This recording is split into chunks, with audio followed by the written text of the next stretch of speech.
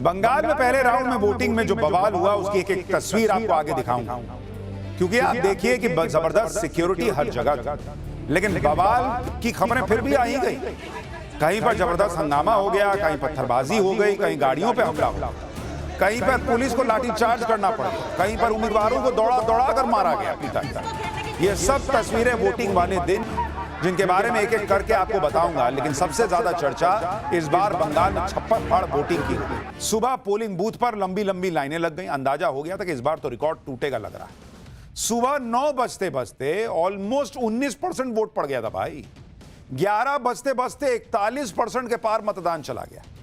दोपहर 1 बजे गर्मी में बॉस 78% मतदान दोपहर 1 बजे हो चुका था।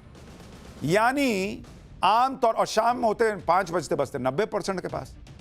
आमतौर पर जो मतदान शाम को 5 बजे तक होता है वो नंबर बंगाल में दोपहर 1 बजे क्रॉस हो गया था। कई राज्यों में इतना नहीं होता बॉस जितना 1 बजे बंगाल में हो गया था। शाम होते होते वोटिंग परसेंट का जो आंकड़ा आया उसने सबको चौंका दिया, क्योंकि वोटिंग परसेंट 91-92% के पार चला गया। बंगाल में 2021 में 82.3% की वोटिंग हुई थी, और इस बार बंगाल में पहले चरण में वोटिंग 92% क्रॉस कर चुकी है। ये 91% जब लिखे थे तब 91 का आंकड़ा था, लिख के अभी आपको दिखाते दिखाते 92 क्रॉस हो गया है, और अभी फाइनल डेटा नहीं आया है, 93-94 ना चला जाए।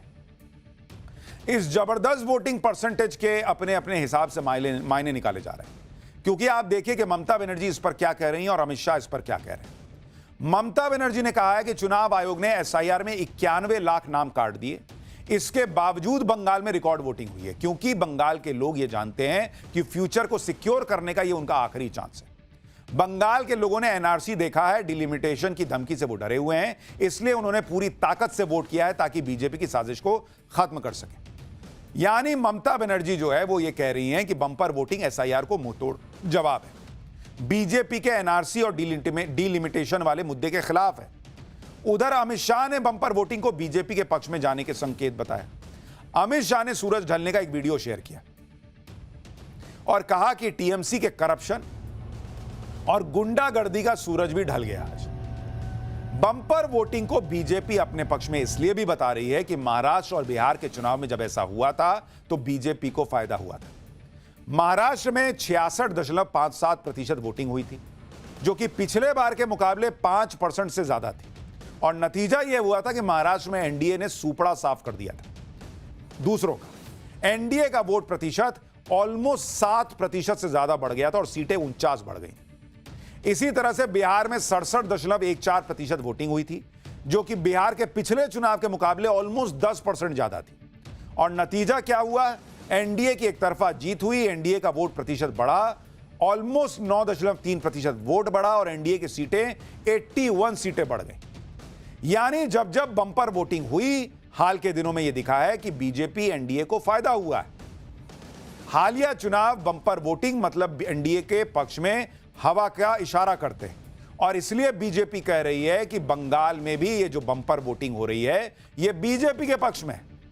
ममता बनर्जी मानने को तैयार नहीं है, वो कह रही है कि नहीं भाई हमारे लिए वोट पड़ा है। पीएम मोदी कह रहे हैं कि भारी मतदान से बीजेपी को प्रचंड जीत मिलती दिख रही है। सुनिए एक बार पीएम को, फिर आपको बताता हूं कि इसमें और क्या क्या कहानी छिपी है। कुछ दिनों पहले असम, केरलम और पुडुचेरी में भी मतदान संपन्न हुआ है। वहां भी रिकॉर्ड मतदान हुआ है। पहले भी हमने देखा है, देश में जहां जहां भारी मतदान हुआ है वहां बीजेपी को प्रचंड विजय मिली है। 4 मई को बंगाल में भी बीजेपी की विजय का जश्न होगा। जैसे मैंने सुना है कि झालमुरी ने भी कुछ लोगों को जन्नाटेदार झटका दिया है। झालमुरी मैंने खाई, लेकिन झाल टीएमसी को लगी है।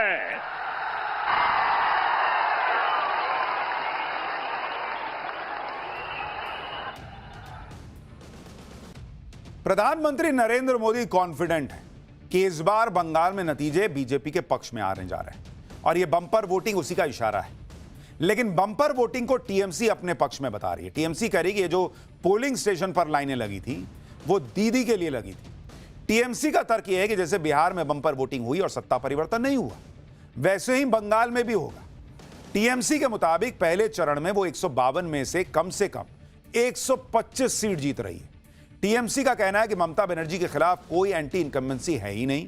टीएमसी ने तो यह भी दावा किया कि शुभेंदु अधिकारी की सीट नंदीग्राम भी टीएमसी जीत रही है। तो ये पॉलिटिक्स में होता है, लोग अपने अपने हिसाब से दावे करते हैं और वही टीएमसी अभी कर रही है कि भाई हम ही जीत रहे हैं। उसका कहना है कि भाई आप ये देख रहे हो महाराष्ट्र में बम्पर वोटिंग बीजेपी जीती, बिहार में बम्पर वोटिंग बीजेपी जीती, लेकिन आप ये क्यों नहीं देख रहे कि महाराष्ट्र में बम्पर वोटिंग जो सत्ता में था उसके लिए हुई, बिहार में जो सत्ता में था उसके लिए हुई, तो बंगाल में बम्पर वोटिंग उसके लिए हो रही है जो सत्ता में है। यह टीएमसी का तर्क है।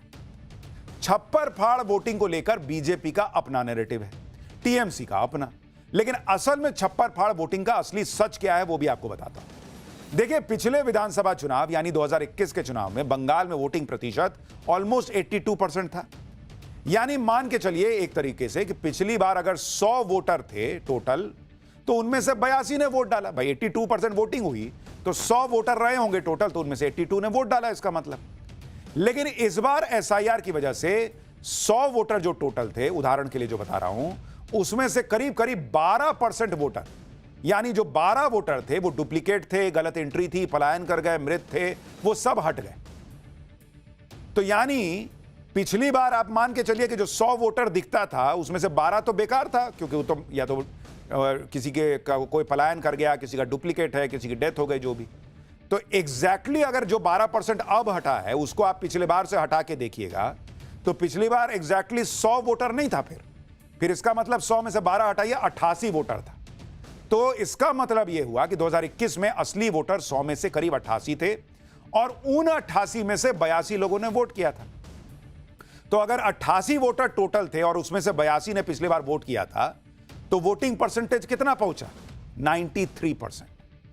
आज की वोटिंग भी करीब करीब 93% के आसपास ही है और अभी यह आंकड़ा बढ़ रहा है।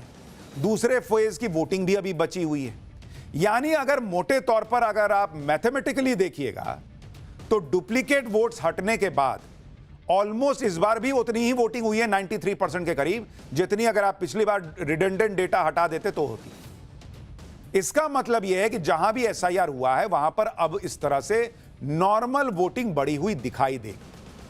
लेकिन अब सवाल यह है कि अगर वोटिंग प्रतिशत बढ़ा दिख रहा है, ऑलमोस्ट उतने ही वोटर बाहर निकले हैं जितने पिछले बार निकले थे, तो इसका मैसेज क्या है? क्या ममता बनर्जी के लिए निकले हैं? क्या मोदी के लिए निकले हैं? अच्छा, इसके अगर आप और कुछ नंबर्स देखें, पिछली बार यानी 2021 के चुनाव में कुल वोटर थे 7 करोड़ 34 लाख। इस बार यानी 2026 के चुनाव में बंगाल में कुल वोटर हैं 6 करोड़ 45 लाख, यानी करीब 88 लाख 53 हजार वोटर इस बार कम हो गए। आमतौर पर बंगाल में नॉर्मल वोटिंग 80% के प्लस जाती है। ऐसे में वोटरों की संख्या कम होगी तो वोटिंग परसेंट भी बढ़ा हुआ दिखेगा, यह माना जा रहा है। आज की वोटिंग का एक अहम फैक्टर यह भी है कि महिलाओं ने पुरुषों से ज्यादा वोट किया है। आप यह भी देखिए कि आज के चरण में फर्स्ट फेज में कुल ऑलमोस्ट, अगर अभी तक का जो डेटा है, कुल 92.69% महिला मतदाताओं ने वोट किया, जबकि पुरुष मतदाता 90.92% थे। यानी महिला वोटिंग का परसेंट पुरुषों के मुकाबले ऑलमोस्ट 2% ज्यादा है। अब ये महिलाएं क्या ममता बनर्जी के नाम पर बाहर आई या फिर नरेंद्र मोदी के नाम पर, जिनको महिलाओं का बहुत समर्थन मिलता है? महिला फैक्टर बंगाल चुनाव में बहुत इंपॉर्टेंट है। महिला वोट ममता बनर्जी की ताकत रहे हैं तो महिला वोट नरेंद्र मोदी की भी ताकत रहे हैं। बीजेपी के लिए इस बार प्लस पॉइंट यह है कि बंगाल में इस बार इस तरह के सुरक्षा बंदोबस्त थे कि बिना किसी डर के वोटिंग हुई है और यह बीजेपी के पक्ष में जा सकता है। इलेक्शन कमीशन ने भयमुक्त चुनाव की बात की थी और उसने यह करके दिखा दिया। पश्चिम बंगाल में इस बार बहुत ही कड़ी सुरक्षा के बीच वोटिंग हुई है। हालांकि कुछ घटनाएं हुई हैं जो आगे बताऊंगा, लेकिन मोस्टली अगर आप देखेंगे तो लोगों ने भय के बिना वोट डाला। चप्पे चप्पे पर सुरक्षा बलों की तैनाती थी, हर बूथ पर नजर रखी जा रही थी। इतनी सुरक्षा का मकसद यह था कि मतदाता बिना किसी डर के वोट डाले। कड़ी सुरक्षा की वजह से मतदाताओं ने भी बेखौफ होकर वोट डाला। आप सुनिए बंगाल के वोटर्स ने क्या खुद बताया है। তারপর আমাদের দেশের উন্নয়নও চাই, उन्नयन चाहिए, विकास भी चाहिए, विकास को सोच के हाँ पार्टी में सोच वोट कर करेंगे। हाँ सोच करेंगे, वोट करेंगे। हाँ, इस बार वोटिंग बहुत अच्छे से हो रही है, लोग जागरूक है। बंगाल के लिए वोटिंग कर रहे हैं, बंगाल का विकास हो। हाँ, महिला सुरक्षा मुद्दा है इस बार। महिला सुरक्षा मुद्दा है।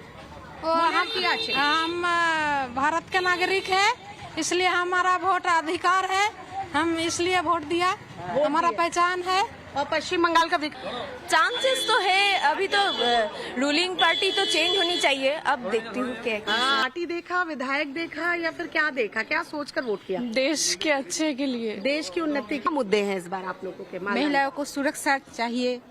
आज हमारा जो यहाँ बच्चे लोग हैं वो सब बाहर पढ़ने के लिए जाते हैं, यहाँ अच्छा इंस्टीट्यूट नहीं है हायर स्टडी के लिए, वो चाहिए।